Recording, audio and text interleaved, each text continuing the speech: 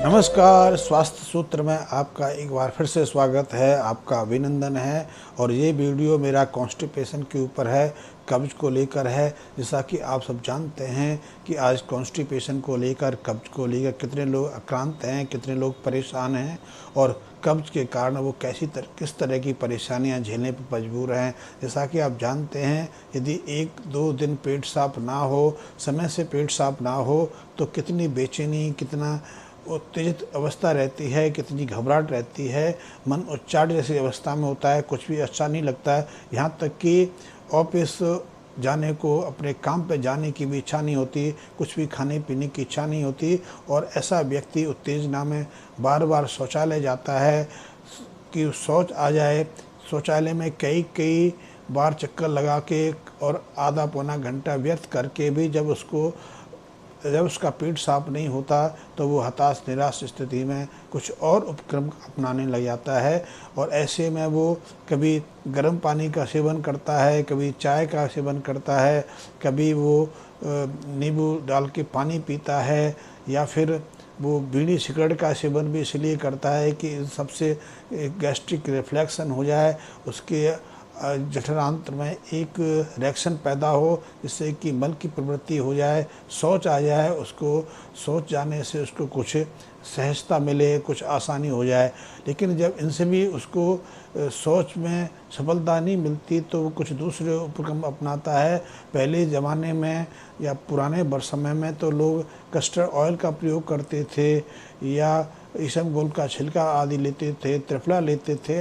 लेकिन आजकल लोग त्रिफला या कस्टर्ड ऑयल के पीछे नहीं जाते, क्योंकि आजकल तो कई ऐसी सहज दवाएं, कई सहज चूर्ण बाज़ार में उपलब्ध हैं, जिनके प्रचार दिन भर टेलीविज़न पर आते हैं, पत्रिका में आते हैं। और ये दवाएं हर घर में मिलती हैं, हर घर में सजा के रखी जाती हैं। क्योंकि कॉन्स्टिपेशन तो एक ऐसी समस्या है जिसके मरीज, जिसके आक्रांत रोगी हर घर में मिल जाते हैं। तो ऐसे में कायम चूर्ण लेते हैं कुछ लोग, कुछ पंचकार लेते हैं, कुछ नित्यम लेते हैं। होम्योपैथी का भी एक टैबलेट आती है, उसको जेलो टैब कहते हैं, वो भी प्रयोग करते हैं। कुछ लोग पेट सफा भी करते हैं, कुछ डुल्कोलेक्स रखते हैं। ऐसी बहुत सारी दवाएं हैं, बहुत सारी चीज़ें हैं जो पेट साफ करने के लिए लोग प्रयोग में लाते हैं। और इनसे उनका पेट साफ तो हो जाता है, शुरू में इससे लाभ भी होता है कि 1-8 घंटे के बाद, 2 घंटे के बाद उन्हें शौच आ जाती है, पेट साफ हो जाता है, वो अपने में शांति और आनंद की अनुभूति करते हैं। लेकिन जब ये स्थिति, कॉन्स्टिपेशन की ये अवस्था निरंतर चलती रहती है और निरंतर वो इन उपक्रमों का प्रयोग करते रहते हैं, तो इसके कारण उनकी जो शारीरिक प्रक्रिया है, उनकी जो सोच की प्रवृत्ति है, वो गड़बड़ाने लगती है। उन्हें दिन में कई बार मत के लिए जाना पड़ता है, कभी कभी कहीं भी किसी भी स्थान पर शौच जाने के लिए भागना पड़ता है। रात्रि को भी कभी 2 बार तो कभी 3 बार उठना पड़ता है, कभी मार्केट में, कभी ऑफिस में, कभी रेलवे स्टेशन पर, बस स्टैंड, कहीं भी उन्हें शौच की प्रवृत्ति हो जाती है। क्योंकि ऐसे जो चूर्ण हैं, ऐसी जो दवाएं हैं, उनमें कई ऐसे स्ट्रॉन्ग हर्बल प्रोडक्ट इस्तेमाल में लाए जाते हैं, जैसे कि सनाई पत्र है, जवान घोटा है, त्रिफला है, हरड़ है, जिससे उनके आंत तंत्र में एक तीव्र प्रतिक्रिया होती है और प्रतिक्रिया उनको असहज बना देती है, जिनके कारण उन्हें कई बार शौच के लिए जाना पड़ता है। कई बार उनका शौच पानी की तरह आता है, जिससे उनके अंदर कई पोषक तत्वों की कमी भी हो जाती है। उनकी जो प्रक्रिया है वो तो गड़बड़ाती है। तो ये उपक्रम अपनाने ठीक नहीं है। इसकी जगह उन्हें सहज सामान्य प्रक्रियाओं का इस्तेमाल करना चाहिए, अपनी दिनचर्या को सुधारना चाहिए। क्योंकि कॉन्स्टिपेशन के पीछे ज़्यादातर मामलों में देखा गया है कि आहार व्यवहार की अनियमितता, जीवन शैली की परिवर्तित जीवन शैली और खान पान में लापरवाही मुख्य कारण होती है। और देखा गया है कि अब तो कॉन्स्टिपेशन एक महामारी का रूप ले रही है, क्योंकि कॉन्स्टिपेशन की समस्या तो छोटे बच्चे और किशोरों से लेकर वृद्धावस्था तक समान रूप से देखी जा रही है। और शायद इस पृथ्वी पर ऐसे बहुत कम भाग्यशाली लोग होंगे जिन्हें जीवन में कभी कॉन्स्टिपेशन की समस्या का सामना ना करना पड़ा हो। अन्यथा कभी किसी को साल में 1 बार, किसी को 2 साल में 1 बार कॉन्स्टिपेशन की समस्या का सामना तो करना ही पड़ता है। लेकिन अब बहुत लोग ऐसे हैं जिन्हें सप्ताह में 10 बार कॉन्स्टिपेशन का सामना करना पड़ता है और उम्र बढ़ने के साथ कॉन्स्टिपेशन की, कब्ज की ये समस्या निरंतर गहराती जाती है, बढ़ती जाती है। इसलिए 40 की उम्र पार करने के बाद कम से कम 30% लोग ऐसे होते हैं जिन्हें महीने भर में कम से कम 5 बार किसी ना किसी ऐसी विरेचन दवाओं का, ऐसी पेट साफ करने वाली दवाओं का इस्तेमाल करना ही पड़ता है। जब उनकी उम्र 45 के ऊपर होती है तो ऐसे लोगों की संख्या 5% और बढ़ जाती है और दायरा उनका 45 से 47% हो जाता है। और 50 के बाद तो 50% लोग ऐसे हैं जो नियमित रूप से ऐसी दवाएं लेने के लिए बाध्य होते हैं, क्योंकि उन्हें स्वाभाविक रूप से शौच की प्रवृत्ति ही नहीं होती, शौच जाने की इच्छा ही नहीं आती है। उनके पेट में मल भरा रहता है, गैस बनी रहती है, तनाव रहता है, वो बेचैनी अनुभव करते हैं, बार बार शौचालय जाते हैं लेकिन उनको मल आता ही नहीं है और उससे कारण वो परेशान रहते हैं। उनको शांति नहीं मिलती, वो एक जगह बैठ नहीं पाते, घबराहट जैसे अनुभव करते हैं। और उम्र के हिसाब से देखें तो कुल जनसंख्या में 30% ऐसे लोग हैं जो ऐसी दवाएं खाने के बावजूद भी मल की प्रवृत्ति अनुभव नहीं करते, उनको फिर भी पेट साफ नहीं होता। और पेट साफ ना होने के कारण दीर्घ कॉन्स्टिपेशन की शिकायत बने रहने के कारण उनके पेट में जो आहार होता है वो सड़ने लगता है, वो कठोर रूप लेने लगता है और उसके सड़न के कारण उसमें कई विषाक्त रसायन पैदा होने लगते हैं। ये विषाक्त रसायन खून में मिलकर उनमें नाना प्रकार की बीमारियां पैदा कर देते हैं और ऐसी बीमारियों में आर्थराइटिस, हृदय संबंधी रोग और कैंसर तक शामिल होते हैं, जो उनके लिए मृत्यु कारक भी बन जाते हैं। और ऐसे अध्ययन हुए हैं कि कैंसर के कम से कम 15% रोगियों के पीछे ये जीर्ण कब्ज की स्थिति ही मुख्य कारण होती है। इसी तरह डायबिटीज और हार्ट के जो रोगी होते हैं उनमें भी कम से कम 10% रोगी कॉन्स्टिपेशन के भी होते हैं। और एक बात और भी देखी है कि जिन लोगों को हार्ट अटैक आने वाला होता है उनको 1 या 2 दिन पहले कॉन्स्टिपेशन की भीषण समस्या पैदा हो जाती है और कॉन्स्टिपेशन होने से वो अंदाज़ लगा सकते हैं कि उनको कुछ गंभीर अटैक होने वाला है। यदि वो ऐसे में यदि हार्ट की दवाएं लेते हैं, हार्ट के मरीज हैं तो उन्हें सावधान होना चाहिए। इसी तरह डायबिटिक में ग्लूकोज का लेवल भी ऐसी स्थिति में बढ़ जाता है जब उनकी सख्त कब्ज रहती है। मेरे ख्याल में जब से ये कायम, पंचशकार, नित्यम जैसे या पेट सफा जैसे मेडिसिन बाज़ार में आई हैं तब से हम एक चीज़ और भी देख रहे हैं। उससे पहले तो सामान्य स्थिति थी कि एक व्यक्ति प्रातःकाल उठता था, उठते ही उसे शौच की प्रवृत्ति होती थी तो भागता था, शौच निवृत्त होकर वो पूरे दिन शांति से, प्रसन्नता से गुजारता था, वो खाता पीता था, काम करता था। लेकिन जब से कॉन्स्टिपेशन की समस्या हुई और कॉन्स्टिपेशन से मुक्ति पाने के लिए ऐसे पाउडरों का प्रयोग किया जाने लगा, तब से हर जगह शौच बनने लगे।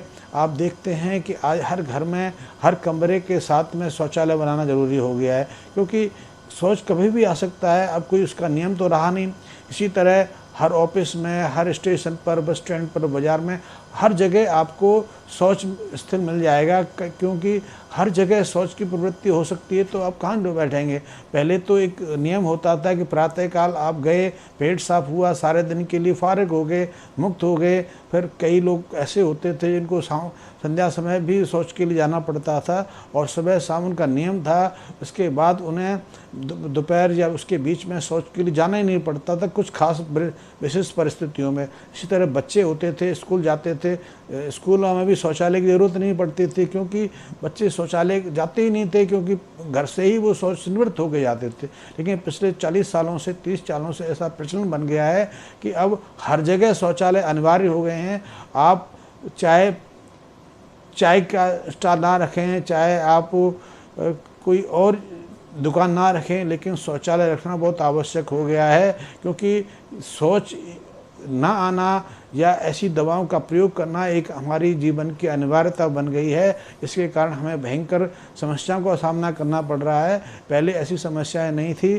पहले तो डॉक्टर चेकअप करता था, एक मरीज डॉक्टर के पास जाता था तो डॉक्टर सबसे पहले उससे कॉन्स्टिपेशन के बारे में पूछता था, शौच के बारे में पूछता था कि उसका पेट साफ हुआ कि नहीं हुआ, कब से नहीं हुआ, और यदि नहीं हुआ तो उसके कारण उसका मुंह का स्वाद कैसा है, जीभ कैसी है। लेकिन अब तो कोई डॉक्टर कॉन्स्टिपेशन के संबंध में कोई प्रश्न ही नहीं करता, क्योंकि अब वो कॉन्स्टिपेशन एक छोटी समस्या बन के रह गई है। बड़ी समस्याओं पर ज़्यादा ध्यान है कि कोई बड़ा मरीज आए तो उसका उपचार किया जाए, जबकि मालूम है कि हर चीज़ का, हर रोग का एक ही कारण है, एक ही मूल कारण है कॉन्स्टिपेशन, कब्ज। यदि हम कब्ज को नियंत्रण कर लें, कब्ज को दूर कर दें तो सारी समस्याएं दूर हो सकती हैं। इससे हम वृद्धावस्था को धीमा कर सकते हैं, हम चेहरे की झुर्रियों को साफ कर सकते हैं, इससे हम बहुत सारे रोगों को पैदा होने से रोक सकते हैं और कई रोगों में स्थायी रूप से मुक्ति भी पा सकते हैं यदि हम कॉन्स्टिपेशन को नियंत्रित कर लें। कॉन्स्टिपेशन से नियंत्रण पाना बहुत सहज है। उसके लिए हमें सबसे पहले अपनी जो जीवन शैली है उसमें बदलाव लाने की आवश्यकता है, खान पीन में बदलाव की आवश्यकता है। हम अपनी जीवन शैली को सुधार कर और खान पीन में परिवर्तन करके अपने कॉन्स्टिपेशन की समस्या से स्थायी रूप से निजात पा सकते हैं। और आप चाहें तो उसके लिए 2 प्रयोग भी कर सकते हैं, बहुत सहज से प्रयोग हैं कि आप चाहें तो अमलतास का गूदा ले सकते हैं 25 ग्राम, उसको करीब 100 ml पानी में भिगो के रखें, उसे 15 से 20 मिनट धीमी आग पर उबाल लें। जब वो 1/4 रह जाए तो उसको एरंडी ऑयल में के साथ गर्म करके और उसका आप सेवन करें तो उससे आपकी अंतड़ियाँ हैं, इंटेस्टाइन सॉफ्ट होती है और आपका पेट साफ हो जाता है, शौच की निवृत्ति आसान से हो जाती है। और इस प्रयोग को निरंतर कुछ दिन करने से आपको कॉन्स्टिपेशन की समस्या से स्थायी रूप से मुक्ति मिल जाती है। इसकी जगह चाहें तो आप जंघहरड़ ले सकते हैं। जंघहरड़ छोटी अरड़ को कहते हैं। जंघहरड़ को आप एरंडी के तेल में भून के उसका पाउडर बना के उसमें स्वाद के अनुसार काला नमक डाल के उसका भी नियमित रूप से प्रयोग कर सकते हैं। और इस जंघहरड़ का एक आपको लाभ और मिलेगा कि इससे आपके बाल भी झड़ने बंद हो जाएंगे। और यदि आपकी उम्र अभी शेष है, ज़्यादा अभी आप प्रौढ़ नहीं हुए, तो नए सिरे से आपको बाल भी दोबारा से आ सकते हैं। तो आप जंघहरड़ का निरंतर प्रयोग कर सकते हैं, इनका कोई साइड इफेक्ट नहीं है। और यदि आप स्थायी रूप से कॉन्स्टिपेशन से मुक्त होना चाहते हैं तो अपनी आहार व्यवस्था को बदलें। अपने आहार में ऋतु के अनुसार, मौसम के अनुसार और अपनी जो जोग्राफिकल स्थिति है, भौगोलिक स्थिति है, उसके अनुसार उपयुक्त आहार का सेवन करें। हम एक परंपरा से बैसाख से पहले, क्योंकि हमारे यहाँ बैसाख के आसपास, अप्रैल मई के आसपास नई गेहूं की फसल आती है, तो हम नई गेहूं का प्रयोग नहीं करते थे। नई गेहूं का प्रयोग हम ज्येष्ठ मास में जाके जुलाई के आसपास, जुलाई के बाद करते थे। और उसमें भी हम एक भाग जौ और एक भाग चना मिला के प्रयोग करते थे, जिसे हम बेजर कहते थे। आप संयुक्त रूप से यदि प्रयोग करेंगे तो आपको कॉन्स्टिपेशन समस्या हल होगी। आप बेजर की रोटी, बेजर का पराठा प्रयोग कर सकते हैं, उसको देसी घी से चुपड़ के आप प्रयोग करें, आपको बहुत लाभ होगा। आप सब्जी से खाएं, दाल से खाएं, लेकिन उसके बाद 1 गिलास छाछ अवश्य लें। उससे आपको कॉन्स्टिपेशन से ही मुक्ति मिलेगी, आपका डाइजेशन भी सही होगा, इंडाइजेशन की समस्या नहीं रहेगी। और छाछ का प्रयोग आप काले नमक के साथ में, जीरे के साथ में कर सकते हैं। रात्रि सोने से पहले आप गुनगुना दूध ले सकते हैं, दूध में 1 या 2 चम्मच घी डाल सकते हैं, या घी की जगह आप कस्टर्ड ऑयल का प्रयोग कर सकते हैं, या आप खिचड़ी का प्रयोग कर सकते हैं। खिचड़ी पुराने चावल की हो और उस खिचड़ी में भी 1-1.5 चम्मच आप देसी घी का प्रयोग कर सकते हैं। इससे कॉन्स्टिपेशन की समस्या भी दूर होती है, आपको शक्ति भी मिलती है, आपकी अंतड़ियाँ सॉफ्ट रहती हैं और आपका जो व्यवहार है उसमें ही बदलाव आता है। आप इनके अलावा चाहें तो मोटे अनाज के रूप में आप कोदो का प्रयोग कर सकते हैं, चौलाई का प्रयोग कर सकते हैं, आप कुट्टी का प्रयोग कर सकते हैं, मंडुआ का प्रयोग कर सकते हैं, ये भी आपके लिए बहुत आवश्यक है। लेकिन जैसे ही अक्वार का महीना आता है, अक्टूबर नवंबर का महीना आता है, आप वो गेहूँ या बीजर की जगह आप ज्वार का प्रयोग कर सकते हैं, बाजरे का प्रयोग कर सकते हैं, मक्की का प्रयोग कर सकते हैं। साग सब्जी में आप सरसों का प्रयोग कर सकते हैं, चने का प्रयोग कर सकते हैं, मूली का, गाजर का प्रयोग कर सकते हैं। ये आपके लिए बहुत उपयोग है, आपको कॉन्स्टिपेशन के साथ साथ अन्य बीमारियों से बचाने में मददगार हो सकती है। और उसके बाद आप जब आपको समय मिले तो आप अपने आहार में आ सकते हैं।